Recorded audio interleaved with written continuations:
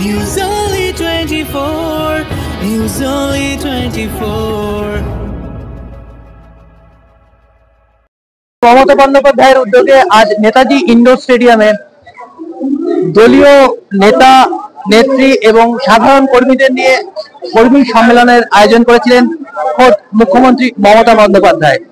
News only 24 থেকে সঞ্জয় হাজরা ক্যামেরায়। Netaji indoor স্টেডিয়ামের সামনে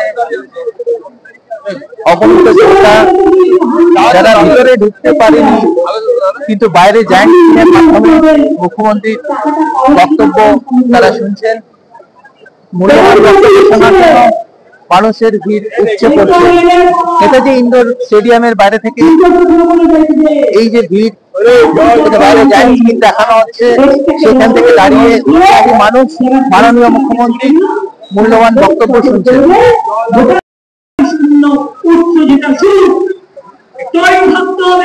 রামকৃষ্ণের ভাষায়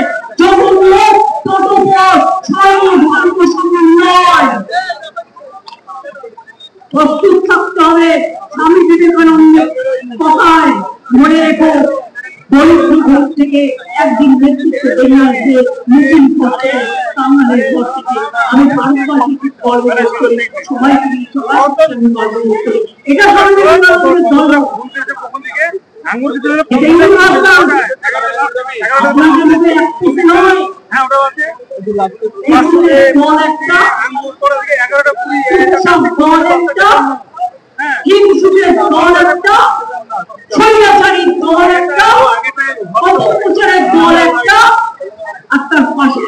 দুজন বন্ধু তিনজন।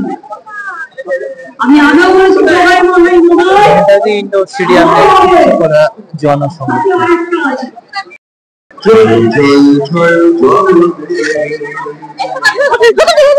জাতীয় সঙ্গীত হবে, যারা যাতায়াত করছেন তাকে যোগ্য দেখিয়ে সেখানকে জন্য যে যার জায়গায় গাড়ি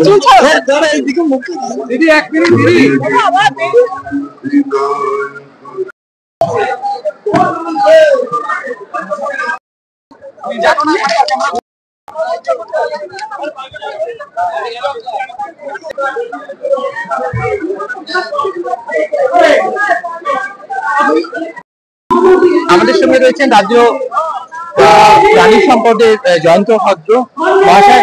আজকে মুখ্যমন্ত্রী কি বক্তব্য দিলেন? ভোটার লিস্টের উপর নজর দিতে বলেছে এবং হরিয়ানা থেকে যেসব নাম এসে ভোটার লিস্টে উঠেছে সেসব আর থাকবে না। দিল্লির মতন পশ্চিমবাংলায় ভোটা হবে না, পশ্চিমবাংলার মতো ভোট হবে। 2026-এর নির্বাচনকে ঘিরে আজকে প্রথম কর্মসূচি প্রথম পদক্ষেপ গ্রহণ করা হলো। জনগণের প্রতি আপনাদের বার্তা কি থাকবে? মানুষের কাছে বার্তা থাকবে মুখ্যমন্ত্রী অভিষেক ব্যানার্জি এবং মমতা ব্যানার্জি এবং অভিষেক ব্যানার্জি যে কাজ করবে তা তুলে ধরা। অনেক ধন্যবাদ।